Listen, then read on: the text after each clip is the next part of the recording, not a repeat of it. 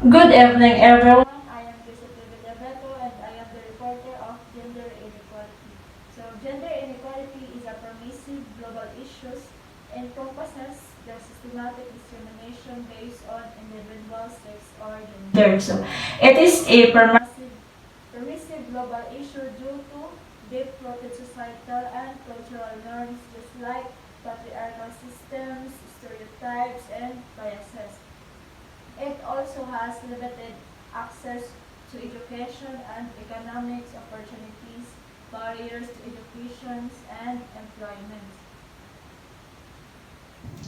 Health and well-being disparities, limited reproductive health care and rights, violence and harassment. So these factors intersect and vary across the regions and cultures, perpetuating gender inequality. The enduring impact of gender inequality calls a comprehensive efforts to challenge and dismantle the systematic biases that perpetuate it. So fostering a society that values inclusivity, equity, and justice in alignment with human rights and principles.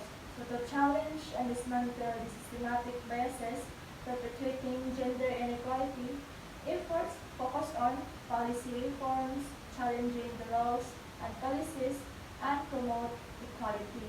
So it also uh, promotes education and awareness, empowering women, respecting the LGBTQIA community, and recognizing and addressing the intersecting forms of inequality. So this efforts to create a more equitable society by challenging and dismantling these systematic biases. So the global gender gap reported by the World Economic Forum reveals that the Philippines has made notable advancements in terms of gender equality, so resulting in the rise of three positions. So the global gender gap refers to the disparity between men and women aspects of life, including the economic participation, education, health, and political empowerment.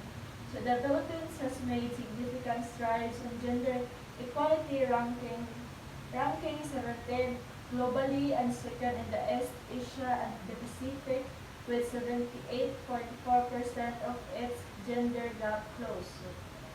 This because Philippines has legislative advancements, which is the Philippine Magna Carta for women enacted in 2009. So, a landmark law that aims to eliminate discrimination and against women and promote equality. So, despite of the Philippines' remarkable progress in terms of gender inequality, exemplified by its ranking among the leading countries in East Asia and the Pacific for gender parity, gender inequality persists particularly for the transgender community.